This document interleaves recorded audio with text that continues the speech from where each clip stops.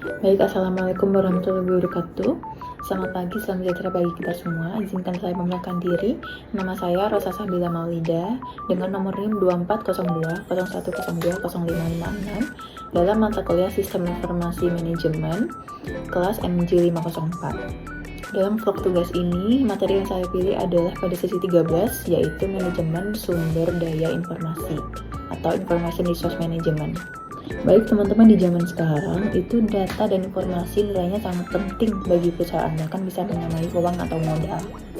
Lalu bagaimanakah cara perusahaan itu bisa memanage data dan informasi? Di sini saya akan memperkenalkan mengenai manajemen sumber daya informasi atau Information Resource Management. Jadi IRM itu sendiri merupakan sebuah kegiatan yang dilakukan seluruh level manajemen untuk bisa mengenali dan mengelola sumber daya informasi yang dibutuhkan untuk perusahaannya. Nah, IRM itu sendiri dia bukan cuma soal komputer atau data, dia mencakup 5 dimensi. Yang pertama itu ada manajemen strategis.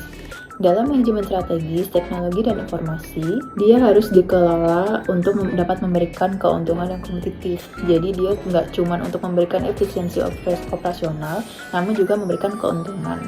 Yang kedua, itu ada manajemen operasional. Itu di mana bagaimana teknologi dan informasi itu dikelola oleh struktur organisasi serta bagaimana teknik kepemimpinannya. Yang ketiga itu ada manajemen sumber daya.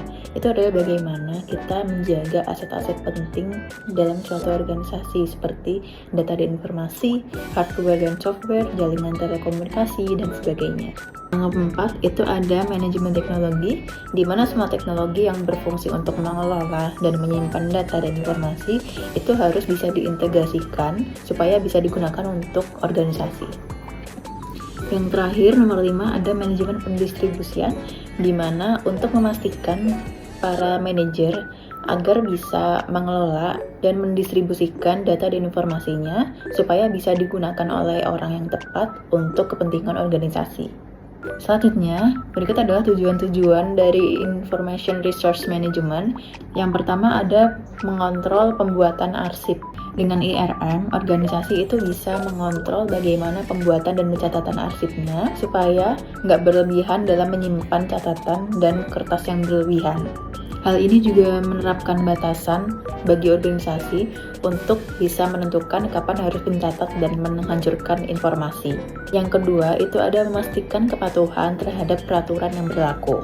Di sini IRM yang efektif itu bisa memberikan pedoman untuk kepatuhan terhadap undang-undang atau peraturan supaya perusahaan itu terhindar dari suatu pelanggaran yang nggak disengaja.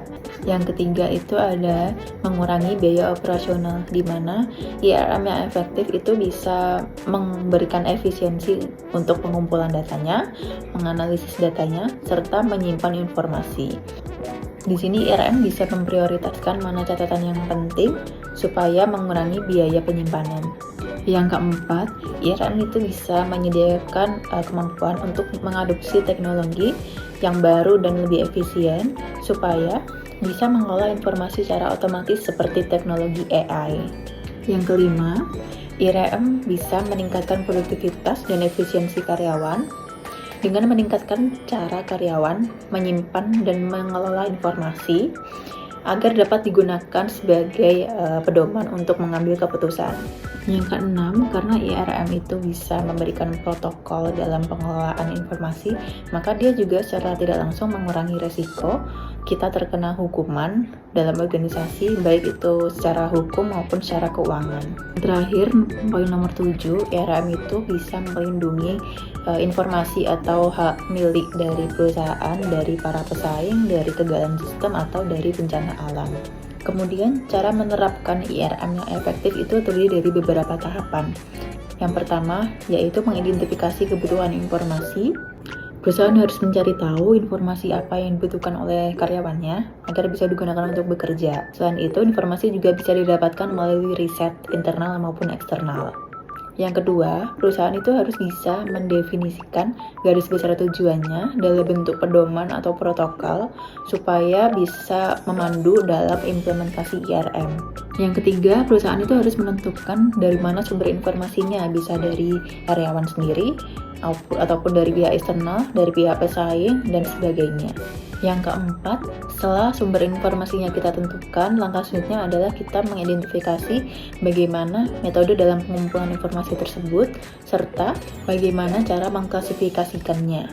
Yang kelima, perusahaan itu harus menentukan bagaimana metode penyebaran informasinya atau distribusi informasi.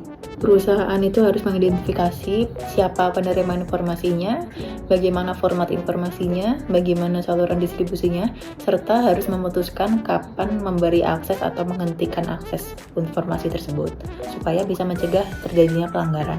Yang ketujuh, perusahaan harus melakukan analisis biaya dan manfaat, di mana sistem informasi yang baik itu harusnya memberikan manfaat yang lebih besar daripada biayanya. Setelah semua tahapan persiapan selesai dilaksanakan, maka saatnya adalah menerapkan sistem informasi tersebut serta memantau supaya bisa memastikan manfaatnya itu tetap lebih besar daripada biayanya. Yang terakhir, setelah sistem informasinya dilaksanakan, tahapan selanjutnya adalah mengevaluasi bagaimana kinerja sistem tersebut serta melakukan perbaikan terus-menerus supaya sistem informasinya selalu optimal. Jadi kesimpulannya, IRM itu merupakan proses yang terus-menerus dilakukan.